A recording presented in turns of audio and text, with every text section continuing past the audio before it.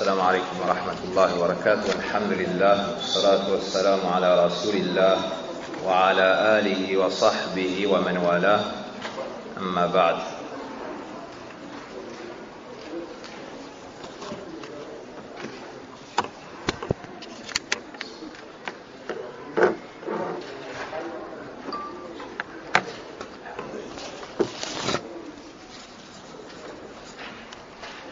واصل.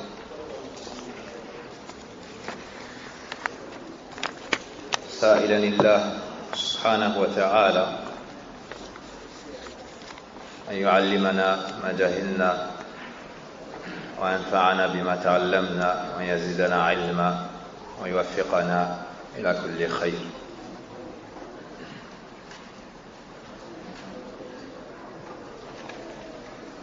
Qu'est-ce qui nous rappelle ce que nous avons vu durant le dernier cours?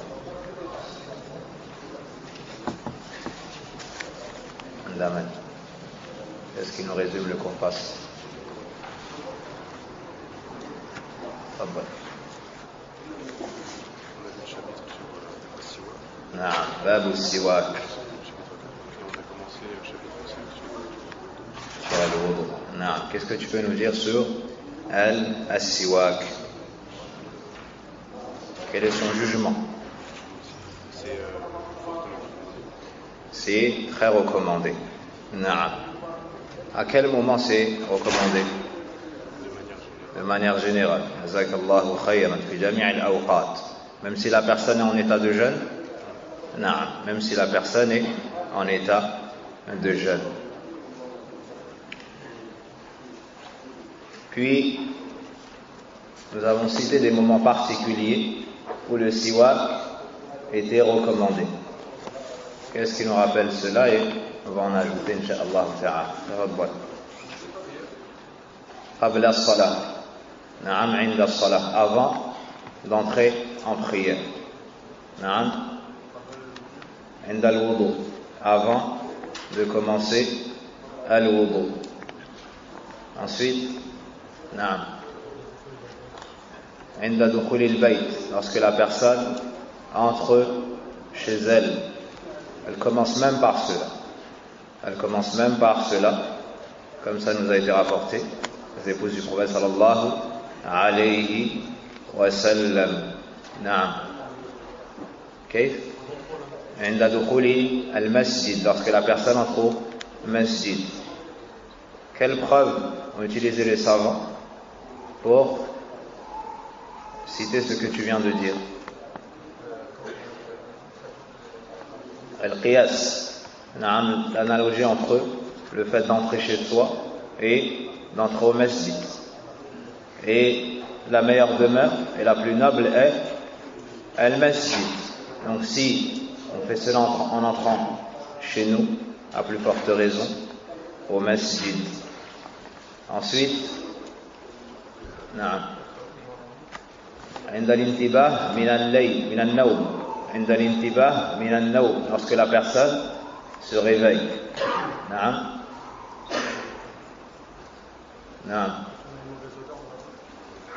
Pas forcément une mauvaise, lorsqu'il y a un changement.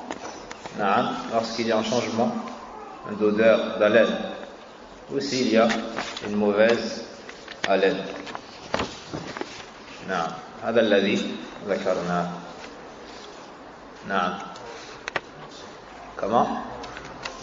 Avant de lire le Coran, de manière plus générale, عند إرادة ذكر الله, lorsque la personne veut invoquer ou bien évoquer Allah subhanahu wa ta'ala.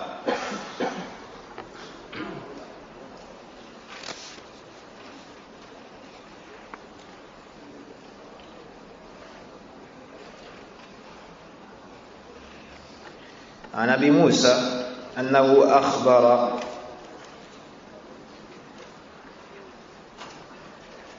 أخبر رسول الله صلى الله عليه وسلم بخبر أبي عامر أنه قال له أقرئ النبي صلى الله عليه وسلم مني السلام وقل له استغفر لي فدعا أي النبي صلى الله عليه وسلم بماء فتوضأ ثم رفع يديه وقال اللهم اغفر لعبدك أبي عامر متفق عليه.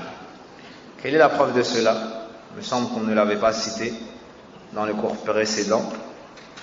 C'est qu'Abu Moussa radiallahu anhu a transmis une information au prophète sallallahu alayhi wa sallam et il lui a dit que Abu Amir le saluait et qu'il lui demandait d'invoquer pour lui, d'invoquer Allah en sa faveur afin qu'il lui pardonne ses péchés. Le prophète sallallahu alayhi wa sallam a demandé à ce qu'on lui amène de l'eau pour faire ses ablutions. Il a fait ses ablutions, puis il a levé les mains et il a dit: ô Allah, pardonne à ton serviteur Abi Amir. Pardonne à ton serviteur Abi Amir. Ce hadith dans le recueil de l'imam Bukhari et de l'imam Muslim. De ce hadith, les savants ont tiré que c'est recommandé de faire, d'être en état de purification, ou bien de faire le wudu avant d'invoquer Allah subhanahu wa ta'ala ou avant de faire ad-du'a.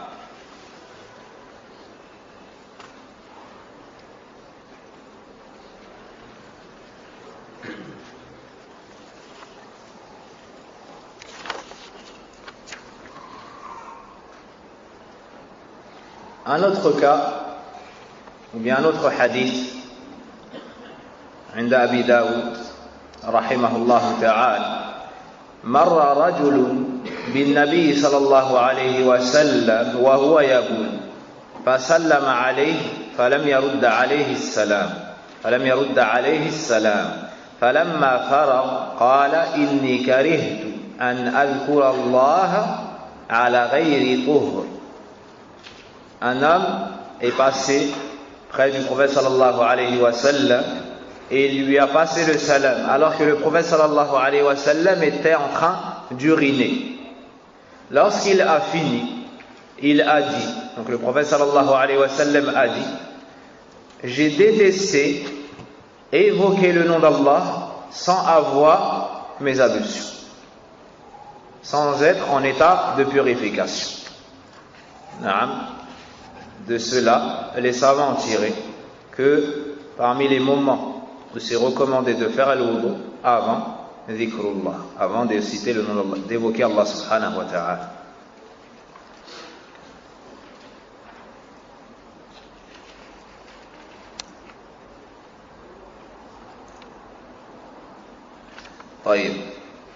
Ça c'est pour al-wudu. Concernant as-siwak, ou plutôt les moments, c'est mustahab de faire al-wudu. Est-ce qu'on avait cité ça? C'est ce qu'on devait citer aujourd'hui? Naam. Taïb. Donc on a fini avec les moments où mustahab lirrajul an yastak. Naam, les différents moments où c'est recommandé d'utiliser as-siwak. Donc la base, c'est que c'est recommandé de manière générale. Puis on a cité des moments particuliers où on nous a fortement recommandé, ou bien on nous a recommandé d'utiliser as-siwak. Sur as-siwak, il y a une parole d'Ibn al-Qayyim rahimahullah ta'ala que je voulais vous lire.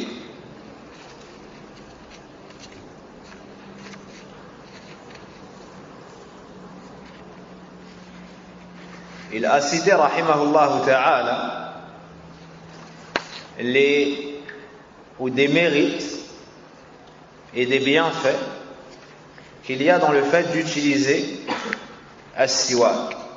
Même si on en a cité quelques-uns. Ibn al-Qayyim, rahimahullah ta'ala, nous dit: min fawaid as-siwak.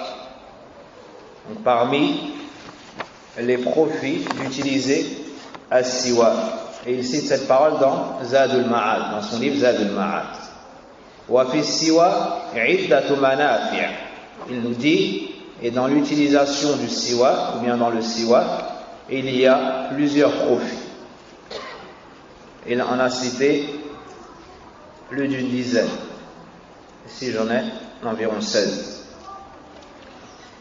أولا يطيب الفم، ثانيا يشد اللثة أو اللثة، ثالثا يقطع البلغ، رابعا يجلو البصر، خامسا يذهب بالعفر، سادسا يصح المعدة. Je vais traduire en même temps, c'est plus facile à suivre pour l'ensemble. Donc premièrement, il donne une bonne odeur à la bouche. Deuxièmement, il renforce les gencives. Troisièmement, il diminue ou bien fait disparaître les glaires. Quatrièmement, il renforce la vue. Éclaire ou bien renforce la vue. Cinquièmement, il repousse ou fait disparaître les caries. Sixièmement,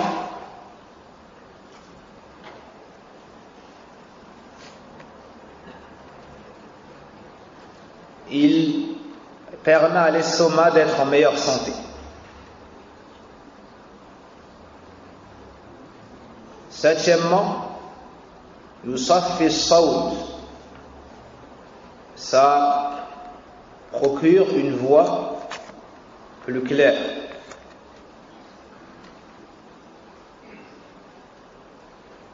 Une meilleure voix. Thaminan yu'inu ala 'azmi at-ta'am. Huitièmement, ça aide à broyer les aliments ou à mâcher la nourriture. Tasi'an, neuvièmement, yusahhilu majari al-kalam. Il facilite l'élocution. Ashiran yunashitu lil-qira'a. Ça te motive pour la lecture. Ça te rend plus vif. Naam. Celui qui utilise le siwak aura plus d'entrain, de motivation et de force à la lecture. Tu utilises le siwak avant de lire, ça va te motiver, tu seras plus fort et plus endurant pour lire. Onzièmement, yunashitu les zikr. Pareillement, mais pour le zikr. Ça t'encourage, ça te renforce, ça te motive pour faire du zikr. Douzièmement, les salah, pareillement, yunashitu les salah. Pareillement, mais pour la prière. Donc celui qui utilise le siwak avant la salat aura plus d'envie, sera plus motivé pour accomplir la prière. Treizièmement, yatrudu naum, ça fait disparaître le sommeil, ça repousse l'envie de dormir. Naam. Quatorzièmement, yurdi rabb, ça te vaut l'agrément du Seigneur. Quinzièmement, yu'jibu al-malaika, ça plaît aux anges. Seizièmement, yukthiru al-hasanat, ça te vaut ou bien ça augmente le nombre de tes bonnes actions. Inta kalamu rahimahullah. Voici des bienfaits qu'il y a dans l'utilisation du siwak. Et ceci est une partie des bienfaits. Donc, nous reprenons le chapitre sur al-wudu. Bab al-wudu. Al-wudu bid-dhamm الواو هو الفعل والوضوء بفتح الواو هو الماء المستعمل لذلك. Donc al-wudu avec la dhamma, c'est l'action de faire ses ablutions. Et al-wudu avec la fatha, c'est l'eau utilisée, c'est le nom qu'on donne à l'eau utilisée pour faire ses ablutions. ولغة الوضوء مشتق من الوضاءة وهي الحسن والنظافة. Et dans la langue arabe, الوضوء est tiré du mot الوضاءة qui est la propreté. وشرعا قال أهل العلم الوضوء هو التعبد لله باستعمال ماء طهور في الأعضاء الأربعة على صفة مخصوصة. الوضوء شرعا, donc dans la religion d'Allah subhanahu wa ta'ala, هو التعبد لله, c'est une adoration que l'on voue à Allah. باستعمال ماء طهور, en utilisant de l'eau pure, في الأعضاء الأربعة, dans les 4 membres, على صفة مخصوصة, et cela d'une façon particulière.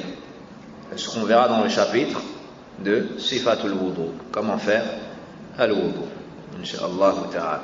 Donc lorsque les savants disent at-ta'abbudu lillah, donc al-wudu c'est quoi? C'est une adoration. C'est une adoration. Celui qui se lave les membres de l'wudu, mais sans viser par cela le fait de se rapprocher d'Allah, on ne dira pas de lui qu'il a accompli le wudu.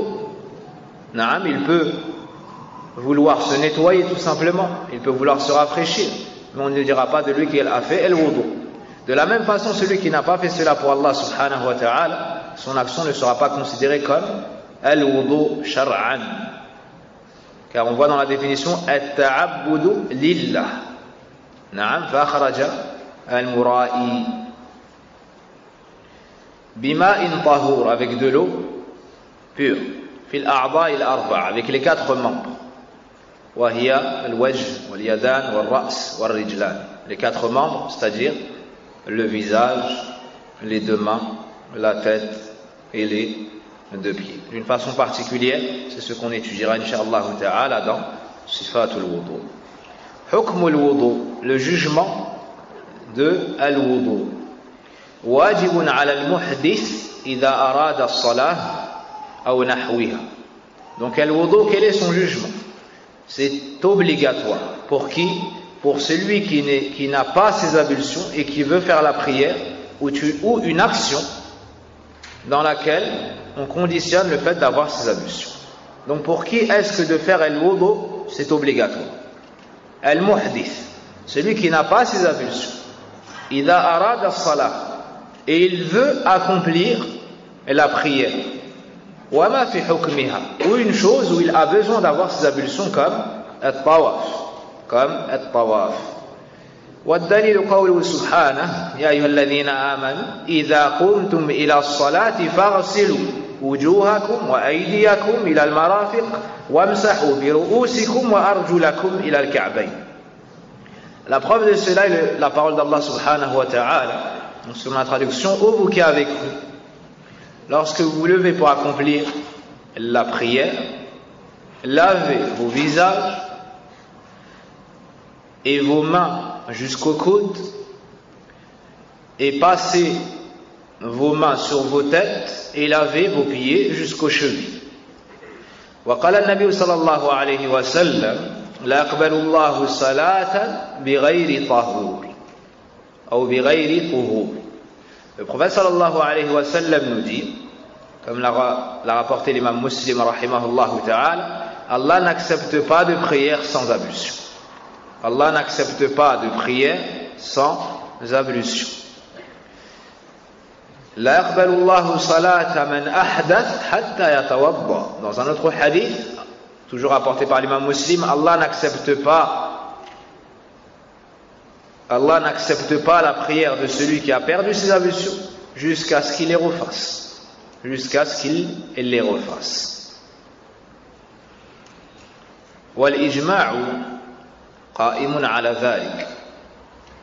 نعم, il y a le consensus des savants sur cela, c'est-à-dire que celui qui n'a pas ses ablutions et qui veut accomplir la prière a l'obligation de les faire.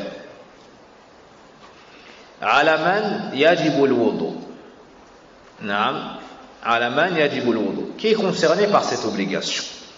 Qui est concerné par cette obligation? كل مسلم مكلف. Tout musulman est responsable. Al-mukallaf huwa al-aqil al-baligh. Al-mukallaf, celui qui est considéré responsable religieusement parlant, et celui qui a atteint la puberté et qui a la raison. Celui qui a la raison et qui a atteint la puberté. Celui qui a la raison et qui a atteint la puberté. Celui qui n'a pas la raison, c'est celui qui est majnoun. Celui qui n'a pas la raison, c'est celui qui est majnoun.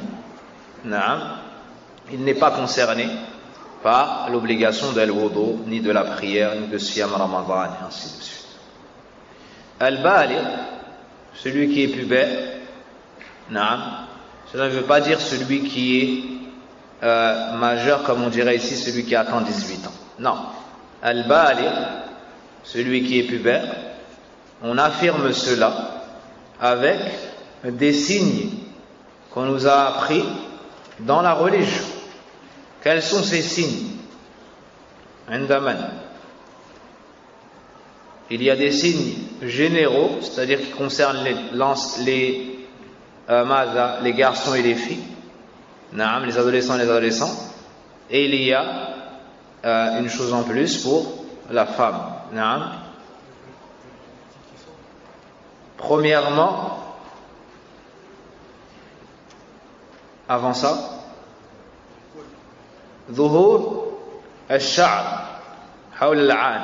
Donc, premièrement, l'apparition des poils du pubis. Premièrement, l'apparition des poils en bas. La personne qui a cela, elle devient pubère. Deuxièmement, khuruj al-mani. Khuruj al-mani. Deuxièmement, la personne qui trouve l'éjaculation de sperme, elle devient pubère. Wa ghaliban, les savants appellent cela l'ihtilam. Ils citent que cela arrive durant le sommeil, car en général ça arrive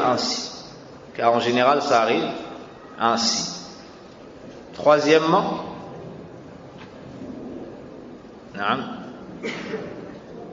comment?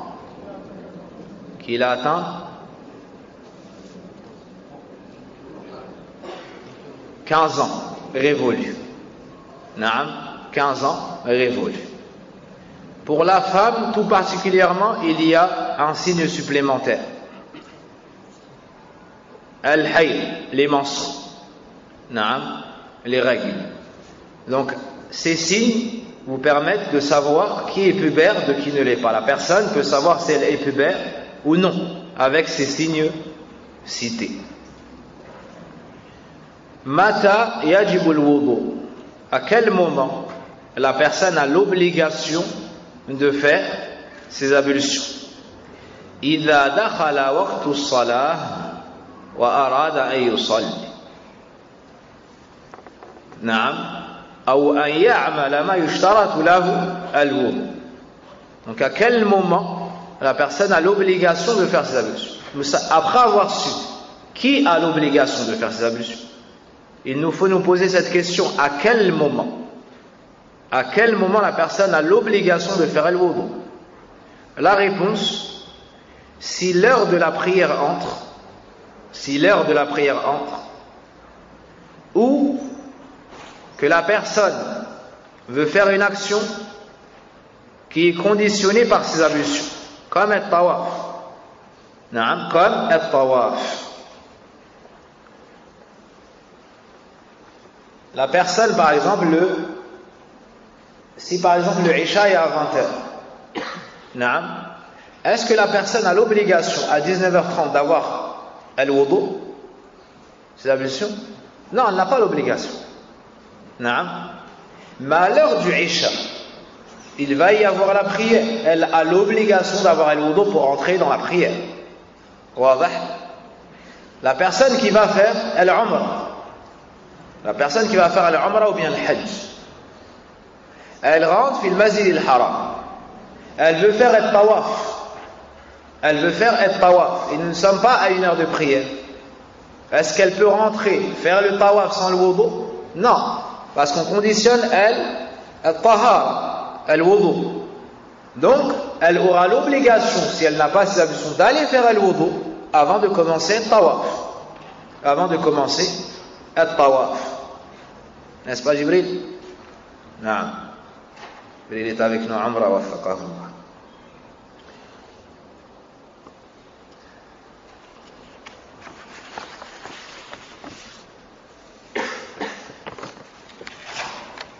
طيب.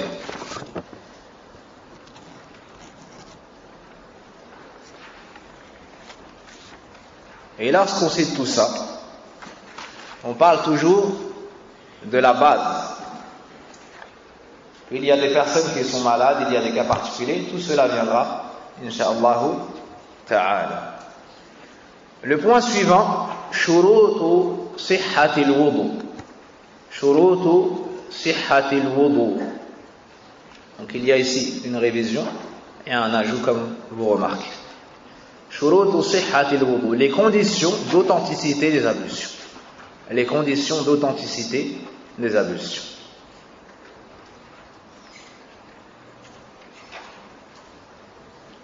Al-shart, la condition.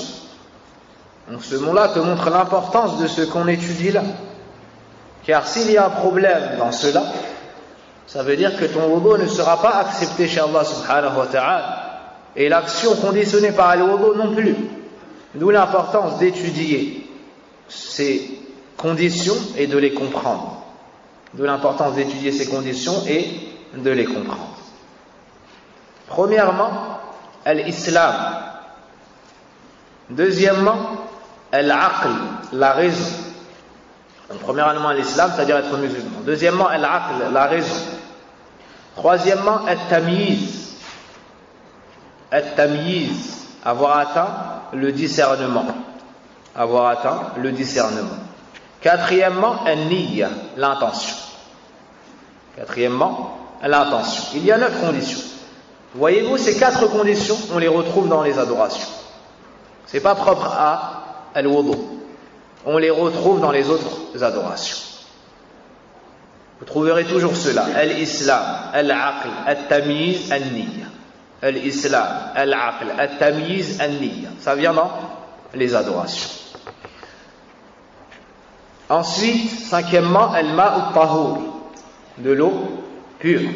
Sixièmement, ibahatul ma, que cette eau soit licite. Que cette eau soit illicite. Septièmement, inqita'ul mujib, le fait que ce qui peut annuler ces ablutions s'arrête. Comme par exemple l'urine. Je cite les points puis on les expliquera incha'Allah ta'ala.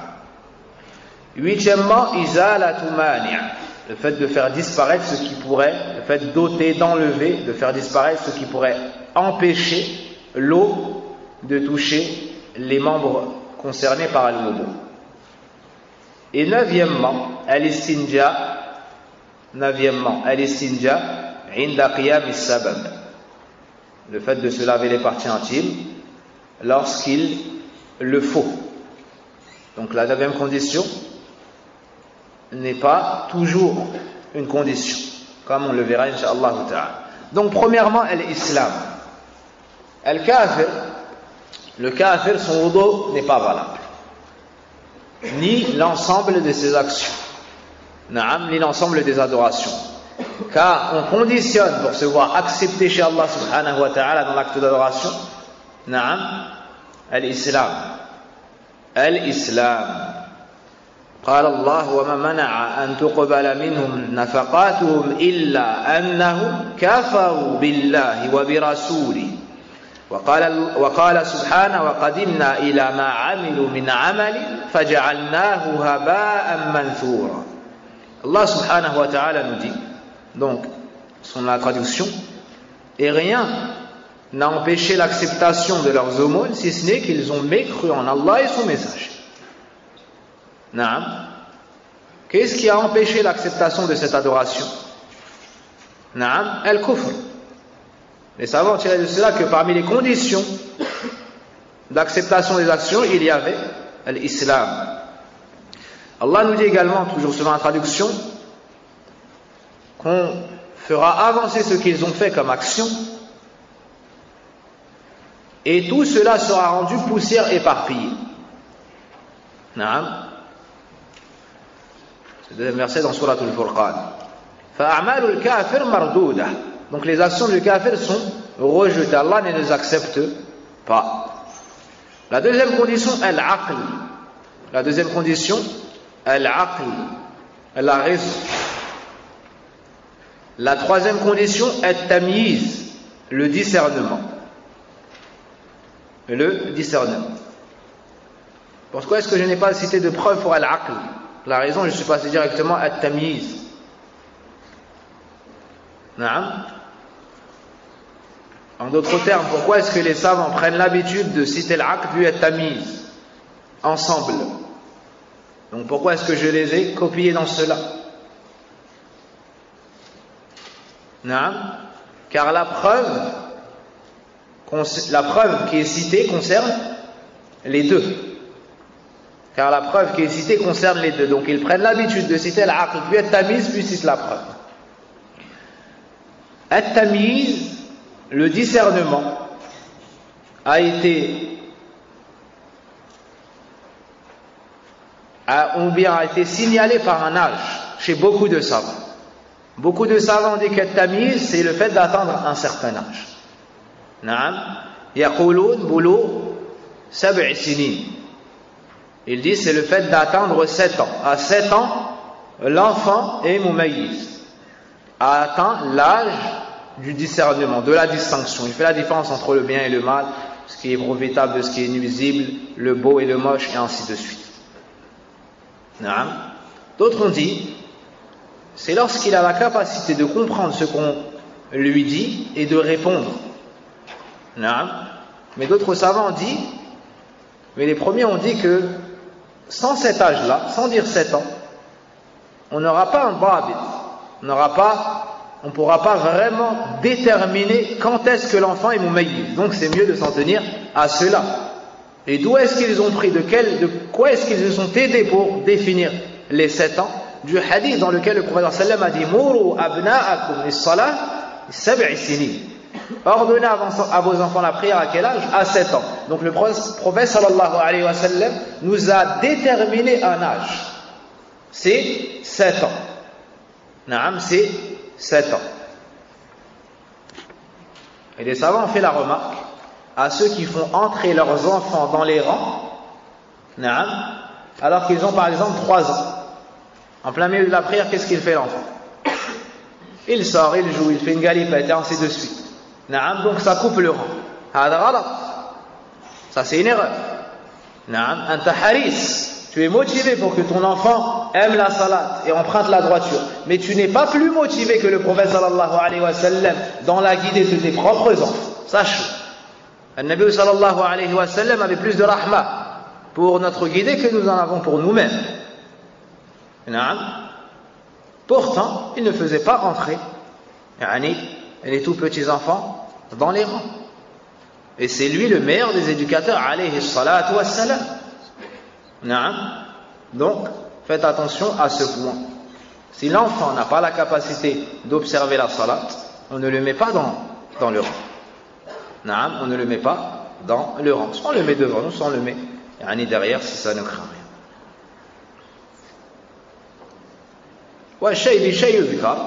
Par la même occasion, j'en profite. Ceux qui ramènent leurs enfants, qu'ils les surveillent. Ceux qui ramènent leurs enfants, qu'ils les surveillent. On est occupé à conseiller des adultes. Parce qu'on va surveiller aussi les enfants des autres, et on souffre avec les nôtres déjà. Donc la personne qui ramène ses enfants, elle les garde auprès d'elle. Tu lui apprends à rester devant toi, ou tu l'occupes durant la salat. Alhamdulillah, en général, les enfants ne sont pas plus dérangeants que d'autres personnes, et que nos téléphones. Wallahu musta'an. Quelle est la preuve pour al-aql et al-tamyiz? قال النبي صلى الله عليه وسلم رفع القلم عن ثلاث. La plume a été levée de 3 personnes. Al-majnoun, al-maghlub ala aqli hatta yufiq. Premièrement, celui qui a perdu la raison jusqu'à ce qu'il la retrouve, lui n'est pas considéré responsable. Naam.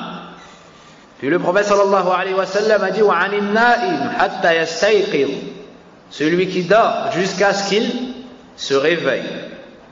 Et troisièmement, wa 'anis sabi hatta yahtalim, l'enfant jusqu'à ce qu'il atteigne la puberté. Jusqu'à ce qu'il atteigne la puberté. الحديث هذا صححه الألباني رحمه الله. Quatrièmement, an-niyya. An-niyya, l'intention, c'est iradatul qalb. Iradatul qalbi al-amala taqarruban ila Allah. C'est la volonté qu'a le cœur de faire l'action afin de se rapprocher d'Allah subhanahu wa ta'ala. La volonté qu'a le cœur de faire une action afin de se rapprocher d'Allah subhanahu wa ta'ala. Et lorsqu'on entend an-niyya dans les livres de Aqidah, c'est l'ikhlas, c'est la sincérité. Tasfiyatul amal, salih an-niyya an jami' shawa'ib ash-shirk wa ar-riya. C'est le fait de viser par cette action le visage d'Allah subhanahu wa ta'ala. Dans les livres de fiqh, ça peut vouloir dire aussi d'autres choses. Ça peut vouloir dire aussi d'autres choses. Naam. Fayuradu bin niyyah shay'an. Niyyatu taqarrub, niyyatu al-ma'mul lahu wa huwa Allah subhanahu wa ta'ala. Hadha huwa al-ikhlas. وأيضا نية العمل، أيضا نية العمل أي نية الفعل. فإذا فقد هذا أو هذا الأمران لم تصح العبادة. Donc dans l'intention, on peut vouloir l'une de ces deux choses. Premièrement, pour qui est-ce que tu fais cette action? Pour qui est-ce que tu fais cette action? C'est-à-dire al-ikhlas. Par niyya, on entend al-ikhlas, la sincérité. Tu agis pour Allah, pour te rapprocher d'Allah. Tu agis à la recherche de son paradis, de son agrément. Ça, c'est al-ikhlas. La deuxième chose qui est voulue par niyya, c'est l'action que tu veux faire. C'est l'action que tu veux faire. Par exemple, avant de faire al-wudu, tu as la niyya de faire al-wudu. Celui qui se lave les mains ainsi, il prend de l'eau et se lave. D'accord? Qu'est-ce qu'il fait? Est-ce qu'il se lave les mains ou est-ce qu'il fait le wudu? Par quoi est-ce qu'on va faire la distinction? Un homme est à gauche, l'autre est à droite. Les deux se lavent les mains de la même façon. Naam. Qu'est-ce qui fait qu'un est en train de faire le wudu et l'autre il est en train tout simplement de se laver les mains? Par exemple, il est sorti de toilette et se lave les mains. Par quoi est-ce qu'on va faire la distinction entre les deux? An-niyya, l'intention. Ça c'est niyatul amal. Par son action, qu'est-ce qu'il par cela, qu'est-ce qu'il fait? D'accord? Et l'autre, c'est pour celui d'avant, par cela, qu'est-ce qu'il vise? Qu'est-ce qu'il vise? Et il y a, on entend dire niyatut tamyiz, l'intention par laquelle il distingue ces différentes adorations. Ça, c'est pas pour toutes les adorations, c'est pour toutes les adorations où il y a des semblables. Par exemple, celui qui prie la prière du Dhuhr et celui qui prie la prière du Asr. Est-ce qu'il y a une différence dans les actions? Nombre de raka'at et ainsi de suite, il y a une différence si tu regardes la personne? Non. D'accord? Par quelle chose, lui, il va faire la distinction entre ces deux salats? An-niyya, avec son intention. D'accord? Avec son intention. Celui qui a jeûné Ramadan, puis il va jeûner Shawwal, des jours de Shawwal. Al-imsak, c'est al-imsak, il se retient, il jeûne là aussi, mais par son intention, il jeûne un jeûne obligatoire dans Ramadan, et l'autre, il jeûne un jeûne surrogatoire. Il fait la distinction entre différentes adorations. Voici ce qu'il faut savoir pour an-niyya. Si il manque soit l'ikhlas, soit l'intention de faire l'action, son action ne sera pas acceptée, son adoration ne sera pas authentique. وهذه الشروط الأربعة هي الشروط العامة في جميع العبادات. Et ces quatre conditions que vous avez entendues sont des conditions générales dans l'ensemble des adorations. La cinquième condition, al-ma'u tahur, avoir de l'eau pure. لقوله سبحانه وتعالى وينزل عليكم من السماء ماء ليطهركم به. Allah nous dit, son la traduction, et il fait descendre pour vous de l'eau du ciel afin que vous vous purifiez avec. Sixièmement, ibahatul ma, que cette eau soit licite. قال النبي صلى الله عليه وسلم كما في حديث عائشة رضي الله عنها من أحدث في أمرنا هذا ما ليس منه فهو رد. وفي رواية هذا رواه البخاري ومسلم وفي رواية لمسلم من عمل عملا ليس على أمرنا فهو رد أي مردود.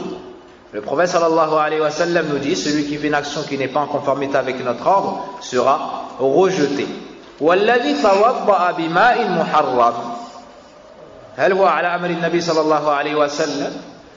Et celui qui a fait ses ablutions avec de l'eau illicite, yani acquis de manière illicite, est-ce qu'il est sur l'ordre du prophète sallam ou non? Non, donc son action sera rejetée. Celui qui par exemple vole de l'eau et fait le wudu avec, il vole de l'eau et fait le wudu avec. Septièmement, inqita'u al-mujib. Al-mujib, c'est ce qui incombe de faire les ablutions, comme le fait d'être allé aux toilettes ou d'avoir un gaz ou d'avoir dormi un sommeil profond. Donc ces choses-là annulent les ablutions de la personne. Pour que son wudu soit authentique, il faut que cet empêchement s'arrête. D'accord? Al-mujib, pour qu'il s'arrête. Prenons par exemple celui qui urine. Celui qui urine. Celui qui va aux toilettes et il urine. Il fait pipi. Il y a encore des gouttes qui coulent et il commence à faire le wudu. Il commence à faire le wudu. Est-ce que son wudu est sahih ou pas? Non, pourquoi? Car ce qui annule son wudu ne s'est pas arrêté. Car ce qui annule son wudu ne s'est pas arrêté. Il doit donc finir. Il doit donc finir complètement d'uriner. Il doit finir complètement d'uriner. À ce moment-là seulement, il pourra commencer à faire le wudu. Sinon son wudu ne sera pas valable. والدليل قول النبي صلى الله عليه وسلم لا يقبل الله صلاة أحدكم إذا أحدث حتى يتوضأ متفق عليه. Le prophète sallallahu alayhi wa sallam nous dit Allah n'accepte pas la prière de l'un d'entre vous qui a perdu ses ablutions jusqu'à ce qu'il les refasse. Jusqu'à ce qu'il les refasse. Ma wajhu istidlal. En quoi ce hadith est une preuve pour la septième condition? Quelle est la septième condition? Inqita'u al-mujib. Que la chose qui annule les ablutions s'arrête. Puis il cite en preuve la yaqbalu Allahu salata ahadikum idha ahdatha hatta yatawadda. Allah n'accepte pas la prière de l'un d'entre vous idha ahdatha, lorsqu'il fait une chose qui annule ses ablutions jusqu'à ce qu'il les refasse. En quoi ce hadith est une preuve pour ce qui a été avancé? Al-shahid min al-hadith idha ahdatha. Al-shahid min al-hadith idha ahdatha. Al-shahid, c'est-à-dire le témoin, la partie pour laquelle les savants ont utilisé ce hadith pour argumenter. C'est ce qu'on appelle al-shahid. Le témoin. الذي من قطع موجب وضوئه, celui dont l'action qui annule ses ablutions ne se sont pas arrêtées, la yazalu muhdithan, n'a pas cessé d'être muhdith. C'est-à-dire il est toujours en état de perte d'ablution. Est-ce que c'est clair ou pas? Oui, votre oui étant timide, je vais répéter. Dans le hadith, le prophète sallallahu alayhi wa sallam nous dit لا يقبل الله صلاة أحدكم إذا أحدث حتى يتوضأ. Allah n'accepte pas la prière de l'un d'entre vous إذا أحدث. إذا أحدث, ça veut dire lorsqu'il perd ses ablutions. D'accord?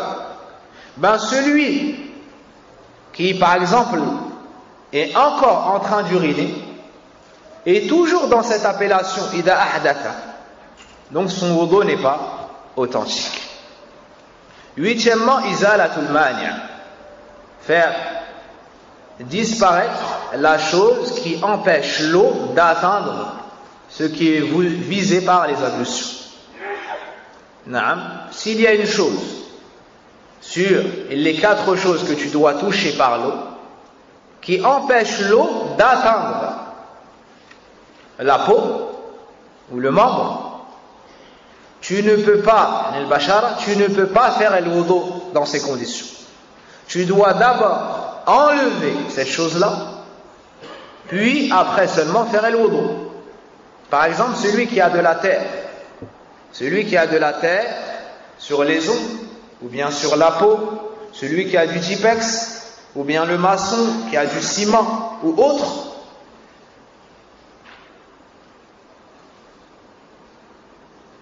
cette personne-là, elle ne peut pas prendre l'eau directement et faire le wudu, car ça ne touchera pas certaines parties qu'on doit obligatoirement laver. Alors, qu'est-ce qu'elle fera? Elle va d'abord enlever cette chose, puis seulement elle fera le wudu. Combien sont ceux qui viennent et qui disent, moi je travaille dans le bâtiment, regarde ma main ou mon pied, j'ai telle chose. Est-ce que mon wudu était bon ou pas? Non, il n'est pas bon. Tu dois d'abord enlever ça. Tu dois d'abord enlever cela. Puis, te laver pour faire le wudu. Tu dois seulement, après avoir, ou bien tu dois d'abord enlever ce qui empêcherait l'eau de toucher ta peau avant de commencer le wudu.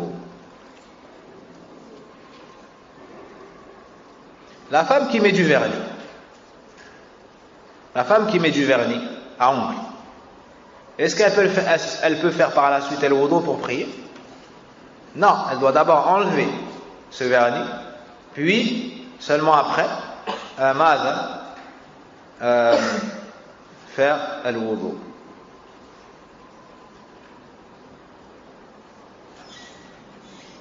C'est pour cela que elles en mettent en général à un moment où elles ne peuvent pas prier.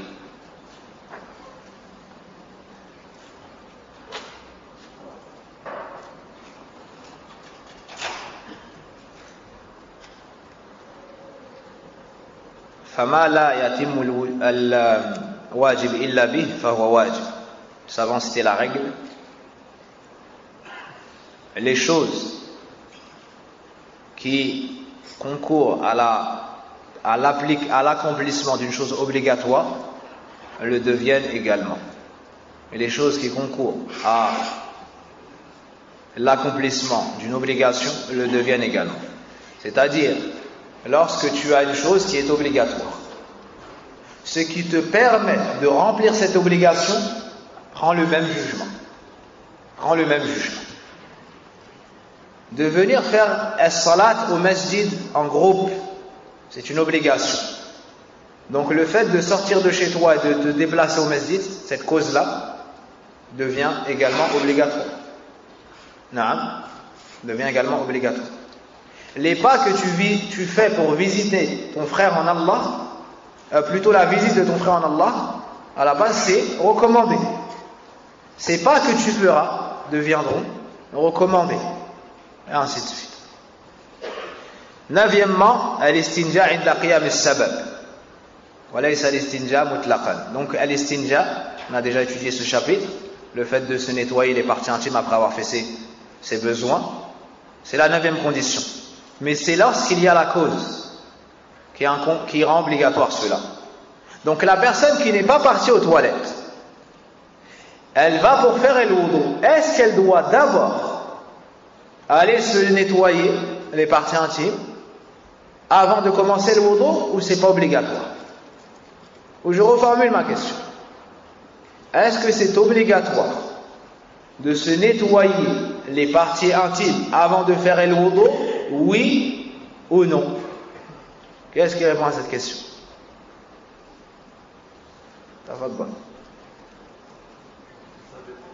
Ça dépend. Jazakallah khair. Vous avez retenu la leçon ou bien le piège? Naam. Ça dépend. Et c'est là que le pauvre enseignant te dit, ça dépend de quoi.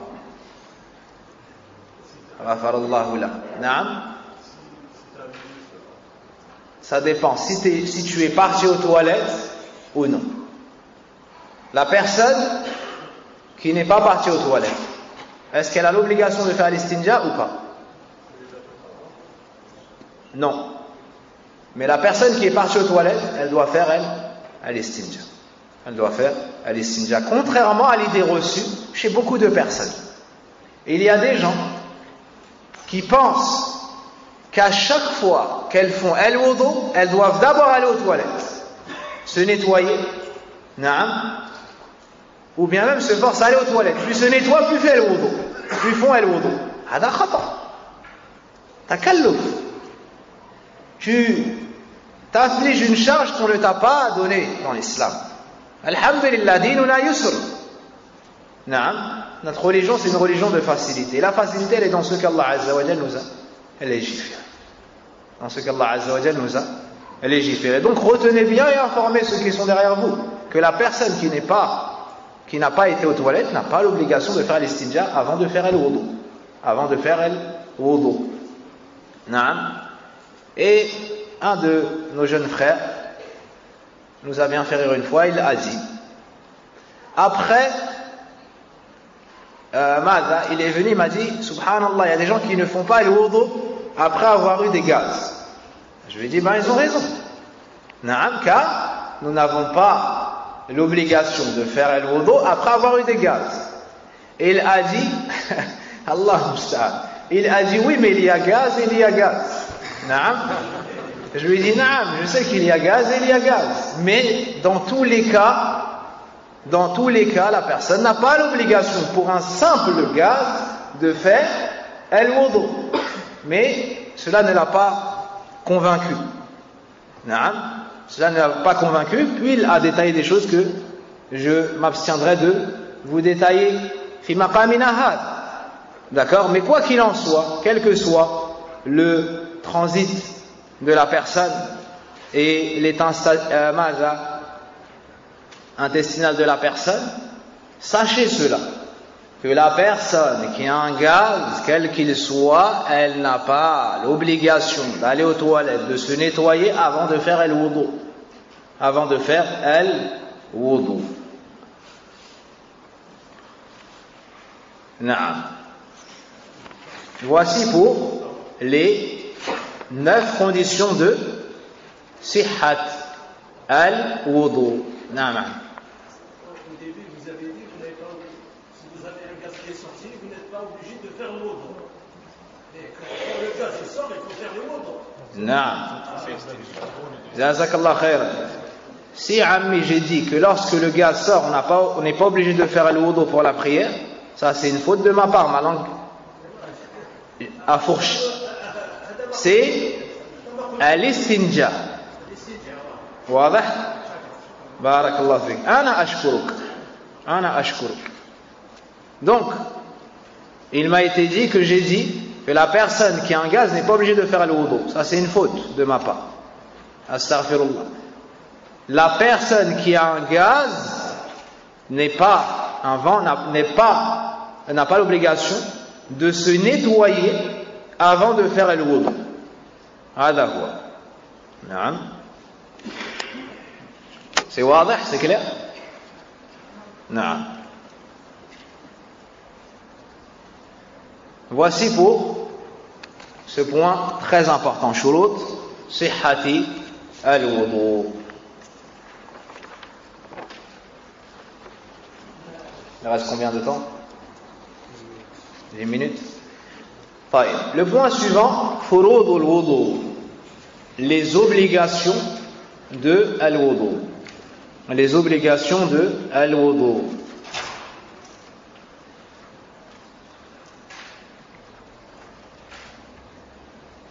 C'est-à-dire arkan al-wudu.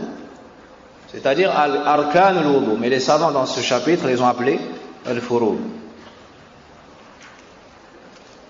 والركن ما لا يقوم الشيء إلا به وكان جزءا من ماهيته. فالمقصود بالفروض هنا ما يلزم فيه ولا يصح الوضوء بدونه مطلقا. Donc qu'est-ce qui est voulu ici chez les savants par furud al-wudu? Les obligations de al-wudu. Les obligations de al-wudu. C'est-à-dire ce que l'on doit obligatoirement faire dans le wudu, ce que l'on doit obligatoirement faire dans al-wudu, et sans cela, il ne sera pas authentique. Sans cela, al-wudu ne passera pas, quelle que soit la situation. C'est-à-dire même si c'est dû à un oubli, même si c'est dû à un oubli, même si c'est dû à une erreur, son wudu ne sera pas sahih. Donc furud al-wudu, c'est-à-dire arkan al-wudu. Pour pouvoir différencier entre al-shurut et al-arkan, les savants disent al-shurut تتقدم على الفعل تتقدم على الفعل وقد تستصحبه والركن داخل. Donc pour faire la distinction, les savants disent que la condition précède l'action. C'est ce qu'on requiert avant l'action. Et ça peut accompagner l'action. Ça peut aussi accompagner l'action. Par exemple, parmi les conditions de la salat, il y a at-tahara, la purification. La purification, elle vient avant d'entrer dans la salat, mais elle t'accompagne aussi dans ta salat. Alors que le pilier ne vient pas avant l'action. Il est dans l'action. Naam. Donc, celui qui, par exemple, dans le wudu a oublié de laver ses avant-bras, puis il a pris le Dhuhr et l'Asr, et le Maghrib et l'Isha. Ensuite, il se rappelle qu'il n'a pas lavé ses bras, et il n'a pas de wes-wes. Il ne fait pas partie de ceux qui ont du wes-wes. Qu'est-ce qu'il devra faire? S'il va voir un imam et l'imam lui dit Allahu Ghafur Rahim, t'as oublié, Rabbana la tu'akhidna in nasina wa akhta'na. Hein? Qu'est-ce que tu fais? C'est bon ça ou c'est pas bon? Naam? Allah il est pas Ghafur Rahim et le verset il n'est pas bon? Si. Donc, son istidlal, le fait d'utiliser ces textes pour ce jugement religieux, c'est ça qui est faux. Naam, c'est ça qui est faux. Comme on a l'habitude de le faire, Ahlul Inhiraf wal Bid'a prennent des textes authentiques et ils les mettent où les compagnons ne les ont pas utilisés. Naam. Taïb. Là, on est dans furud al-wudu. Donc, la yasih biduniha mutlaqan. Sans cela, le wudu ne sera pas authentique, même si c'est dû à un oubli, même si c'est dû à une faute. Et ça va, on dit sauf exception. Et c'est par mes exceptions, quelqu'un, l'exemple qui est cité par exemple, la personne s'est convertie à l'islam, elle habite dans un endroit retiré, elle s'est convertie à l'islam, elle a su qu'elle wudu c'était laver certains membres. Mais elle a ignoré une partie. Par exemple, elle ne savait pas qu'il fallait laver ses pieds. Pendant un long moment, elle n'a pas lavé ses pieds, elle a prié ainsi. Puis elle apprend que dans le wudu, il y a aussi le lavage des pieds jusqu'aux chevilles. D'accord? Est-ce que lui, on lui dit de rattraper, par exemple, un an de salat? D'accord? Cheikh Sulaiman Rahil, Hafidahullah Ta'ala, sur cet exemple, il a dit non, parce que lui, il entre dans la catégorie du ajiz. Fi naw' ajiz. C'est pas par l'oubli, c'est pas par l'erreur qu'on lui dit que tu n'as pas à rattraper. Mais c'est parce qu'il entre maintenant dans une autre catégorie, l'incapacité. C'est une sorte d'incapacité, car il y a plusieurs types d'incapacité. Il y a celui qui n'a pas lavé ses pieds car il n'a pas de pied. Naam, il est handicapé, il n'a pas de pied. Il y a celui qui ne peut pas.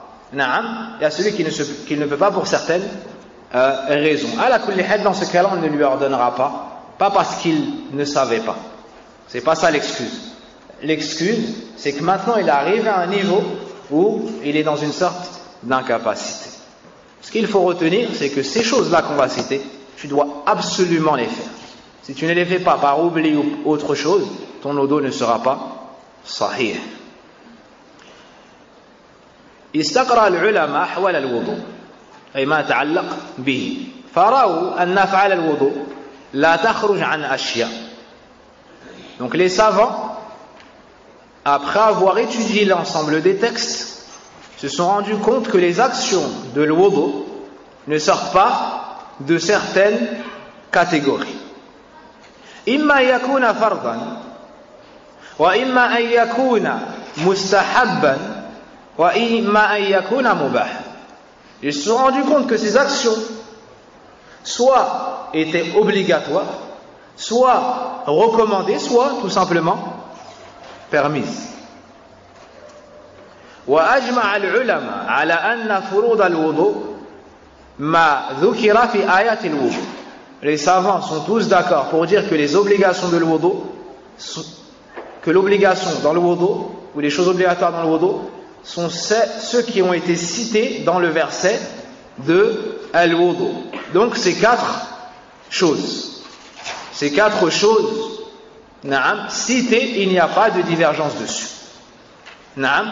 ثم اختلفوا, puis ils ont divergé, فيما فهم من الآية, puis ils ont divergé dans ce qui a été compris du verset. Amma les quatre choses citées, il n'y a pas de divergence dessus.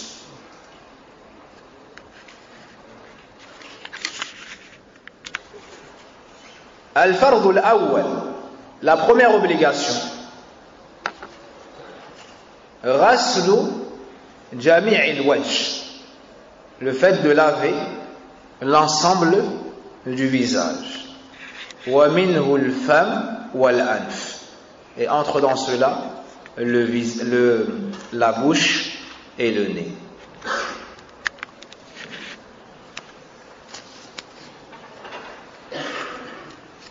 Donc la première obligation, le fait de laver l'ensemble du visage. Fait partie du visage le nez et la bouche, ou bien la bouche et le nez. Et le verset de l'wudu est Ya ayyuhalladhina amanu idha qumtum minas salati faghsilu wujuhakum. Cette partie est la preuve pour al-fardhu al-awwal. Ô vous qui avez cru, lorsque vous vous levez pour accomplir la prière, lavez vos visages. Lavez vos visages. Ma huwa al-wajh? Ma yahsulu bihi al-muwajaha. Le visage, c'est quoi? C'est ce avec quoi tu fais face aux gens. Ce avec quoi tu fais face aux gens. Wa minhu al-fam wal-anf. Donc entre dans cela la bouche et le nez. La bouche et le nez. Al-muwajaha et al-muqabala. Aussi al-fam wal-wajh lahuma hukm al-kharij la dakhil. La bouche et le nez ont comme jugement d'être une chose extérieure. Donc on devra aussi laver, pas intérieur, comme l'intérieur du corps. Naam.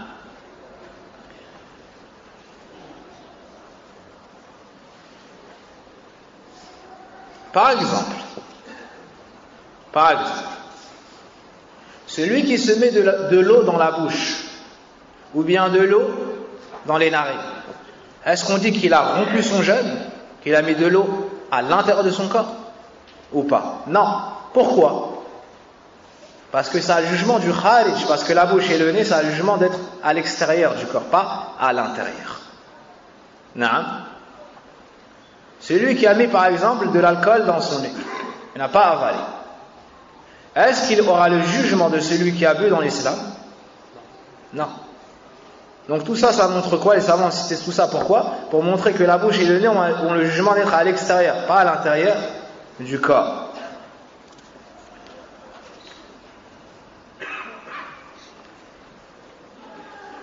Maintenant, il nous faut savoir haddul wajh, la délimitation du visage.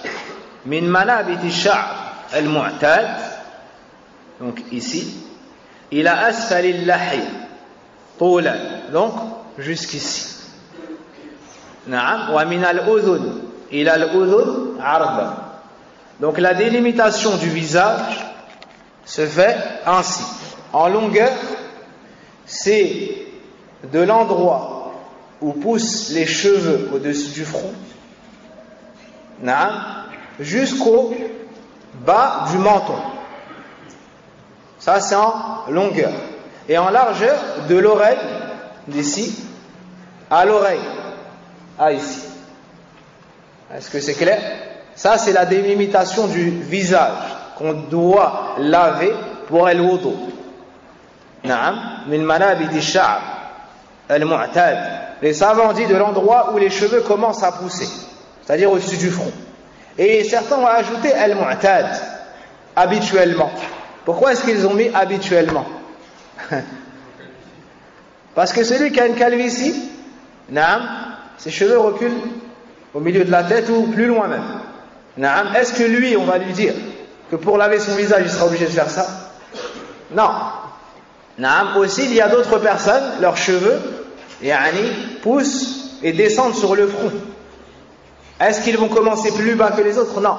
C'est pour ça qu'ils ont dit al-mu'tad, habituellement. Donc, en longueur, d'ici à là, et en largeur, d'ici à là. C'est-à-dire, de l'endroit où commencent les cheveux à pousser, au bas du menton, et de l'oreille droite à l'oreille gauche. Ça, c'est pour celui qui n'a pas une barbe fournie. D'accord? C'est-à-dire qui n'a pas une barbe qui est longue ou bien large au point de cacher son menton. On ne voit pas son menton, regarde. Quant à celui qui a une barbe, ça va jusqu'où? Jusqu'au bout de sa barbe. Jusqu'au bout de sa barbe. Est-ce que c'est compris? Donc la longueur pour celui qui a une barbe, c'est pas le menton, c'est jusqu'au bout de sa barbe. C'est jusqu'au bout de sa barbe.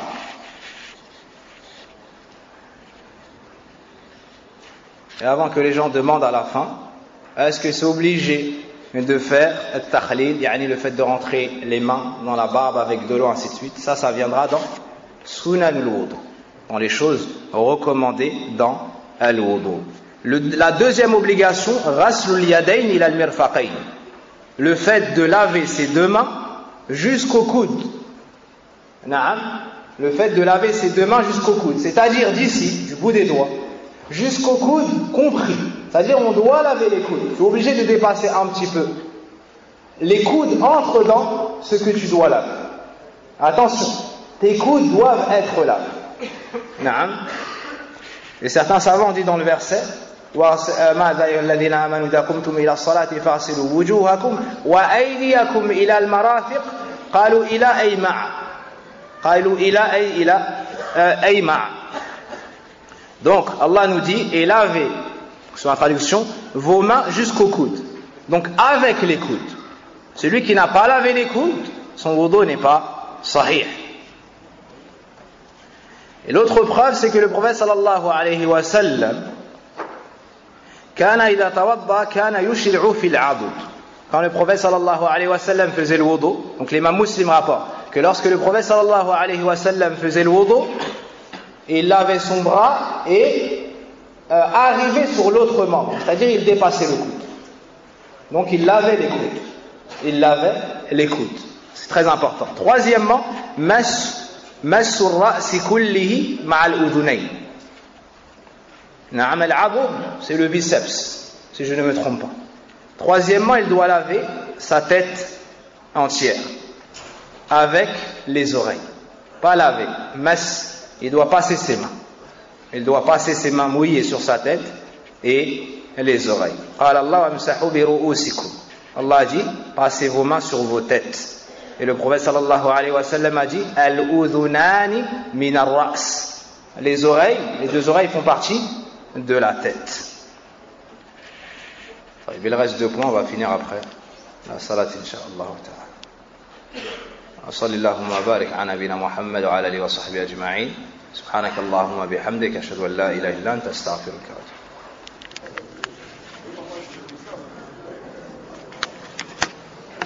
الحمد لله والصلاة والسلام على رسول الله وعلى آله وصحبه ومن والاه أما بعد نختم كلامنا في فروض الوضوء. الفرض الثالث مسح الرأس كله مع الأذنين.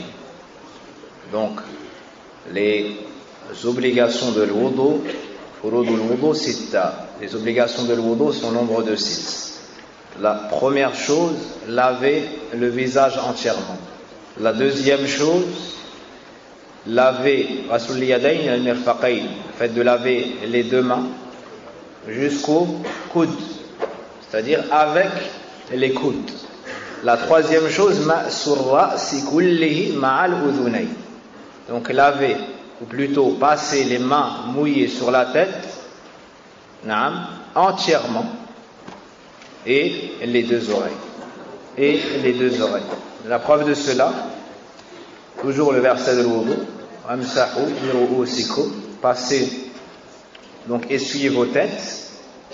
Et la preuve pour les oreilles, قال النبي صلى الله عليه وسلم الأذنان من الرأس الأذنان من الرأس. L'imam Al-Albani nous dit qu'il est authentique. Si je me souviens bien, il est dans le recueil de Abu Daoud. Je vérifierai. Naam. Donc le prophète sallallahu alayhi wa sallam nous dit les 2 oreilles font partie de la tête. Les 2 oreilles font partie de la tête. Quatrièmement, raslur rijlayn ila al-ka'bayn. Laver les 2 pieds jusqu'aux chevilles. Jusqu'aux chevilles. وَامْسَحُوا بِرُؤُوسِكُمْ وَأَرْجُلَكُمْ إِلَى الْكَعْبَيْنِ. Allah nous dit lavez vos pieds jusqu'aux chevilles. Donc la traduction. وَالْكَعْبَانِ دَاخِلًا فِي الْمَغْسُولِ. Et les chevilles, doivent être lavées. Les chevilles doivent être lavées. Tout comme le pied doit être lavé. Celui qui n'a pas lavé ses chevilles n'a pas rempli son obligation. وَمَا هُوَ الْكَعْبِ. C'est quoi le ka'b? Le ka'b, c'est les boules que tu as à la cheville. Donc chaque pied a 2 ka'b. Le ka'b, c'est les 2 boules qu'il y a à chaque extrémité. C'est clair? C'est pas la cheville comme on pourrait l'entendre nous. Parce que la personne dit je me suis tordu la cheville. Al-Ka'b, c'est quoi? Al-Ka'ban, c'est les 2 boules qu'il y a sur le côté. C'est wadah, c'est clair où je vous montre? Vous avez tous compris? Naam. طيب. La 5e obligation, at-tartib. At-tartib, c'est l'ordre entre les différents membres. Entre ces 4 choses, c'est tartib, l'ordre. بأن يتوضأ على ترتيب الآية. Tu dois faire tes ablutions dans l'ordre indiqué dans le verset. Tu dois faire tes ablutions dans l'ordre indiqué dans le verset. بأن يبدأ بالوجه ثم اليدين ثم الرأس ثم الرجلين. Tu dois commencer par le visage, puis les mains, puis la tête, puis les pieds.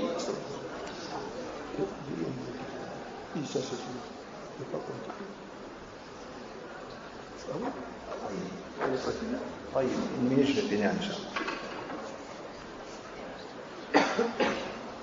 Donc la personne n'a pas la permission de laver par exemple ses bras avant le visage ou ses pieds avant les bras. Il doit suivre l'ordre qui a été cité dans le verset. Pourquoi? Car Allah subhanahu wa ta'ala a cité ces choses-là dans un ordre. Car Allah azza wa jalla a cité ces choses-là dans un ordre. والنبي صلى الله عليه وسلم قال أبدأ بما بدأ الله به.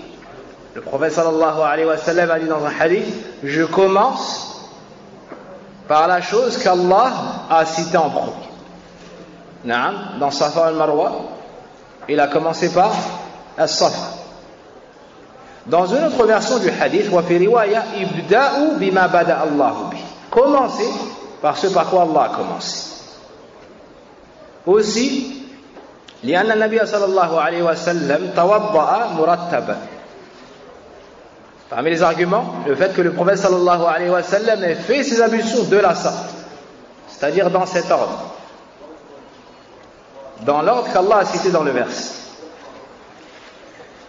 Une autre preuve encore, قال النبي صلى الله عليه وسلم لعربي توضأ كما أمرك الله. Le prophète sallallahu alayhi wa sallam a dit à un bédouin, et le bédouin en général est loin des villes, il n'a pas de sous. Le prophète sallallahu alayhi wa sallam lui a dit, fais le wudu comme Allah te l'a ordonné dans le verset. Comme Allah te l'a ordonné, c'est-à-dire dans le verset. Donc, il y a cet ordre-là. Et pour conclure, ils ont cité une sagesse qu'il y a dans le verset. ومما يدل على وجوب الترتيب خلافا للمالكية أن الله سبحانه وتعالى أدخل ممسوحا بين مغسولين وهذا ليس من عادة العرب. نعم الفصل بين المتماثلات وما فعل ذلك إلا لفائدة والفائدة الترتيب. Les savants ont dit dans le verset, on a cité une chose qu'on doit essuyer entre deux choses qu'on doit laver. Et ça n'est pas l'habitude des Arabes, de séparer entre les choses semblables. Donc si on a mis en plein milieu une chose qu'on doit essuyer, au milieu de choses qu'on doit laver, c'est qu'il y a une sagesse. Les savants ont cherché la sagesse et ils ont trouvé que c'était quoi? At-tartib. C'est que l'ordre est voulu. La dernière obligation, al-mu'ala. La dernière obligation, c'est quoi? Al-mu'ala. C'est-à-dire de laver les membres les uns après les autres. De ne pas laver un membre, d'attendre un moment, puis de laver un autre membre. Naam. ضابطها أن لا يؤخر غسل عضو حتى ينشف الذي قبله. Les savants qui ont mis une limite en disant qu'ils ne devaient pas retarder le lavage d'un membre au point où le précédent sécherait. Naam. Tu ne dois pas retarder le lavage d'une chose, d'un membre, au point où celui d'avant a séché. Si tu fais cela, à ce moment-là, ton wudu, tu n'auras pas rempli l'obligation de ce qu'on appelle al-mu'ala, le fait de laver les choses voulues par le wudu successivement. والدليل حديث جابر بن عبد الله. La preuve, c'est le hadith de Jabir ibn Abdillah. أخبرني عمر ابن الخطاب رضي الله عنه أن رجلا توضأ فترك موضع ظفر من قدمه فأبصره النبي صلى الله عليه وسلم فقال له ارجع فأحسن وضوءك ثم رجع ثم صلى. رواه مسلم. Jabir ibn Abdillah radiallahu anhu dit, Omar ibn al-Khattab m'a dit qu'un homme a fait al-wudu et a délaissé un petit espace de son pied. Il a fait le wudu et l'eau n'a pas touché un petit espace de son pied. Le prophète sallallahu alayhi wa sallam l'a vu. Quand il est venu, le prophète sallallahu alayhi wa sallam lui a dit, retourne, fais le wudu convenablement. Parfait, al-wudu. Puis reviens et fais ta prière. Il lui a pas dit, va laver juste l'espace qu'il manque. Naam. Si al-mu'ala n'était pas une obligation, le prophète sallallahu alayhi wa sallam lui aurait dit juste, lave cet espace-là. Mais il lui a dit de refaire al-wudu entièrement. Dans un autre hadith, رأى النبي صلى الله عليه وسلم رجلا يصلي وفي ظهر قدمه لمعة قدر درهم لم يصبها الماء فأمره أن يعيد الوضوء والصلاة. Dans un autre hadith, le prophète sallallahu alayhi wa sallam a vu un homme qui a fait la prière et sous son pied il y avait l'espace d'une pièce qui n'avait pas été touchée par de l'eau. Alors il lui a ordonné de refaire le wudu et la salat. Il lui a ordonné de refaire le wudu et la salat. C'est une preuve pour dire que le mu'ala est une obligation. On s'arrête sur cela et incha'Allah ta'ala vendredi, on entrera dans Sunanul Wudu, les choses recommandées dans les ablutions, puis Sifatul Wudu, comment est-ce qu'on doit faire Al-Wudu. والحمد لله رب العالمين وصلى اللهم وبارك على نبينا محمد وعلى آله وصحبه أجمعين سبحانك اللهم وبحمدك أشهد أن لا إله إلا أنت أستغفرك وأتوب إليك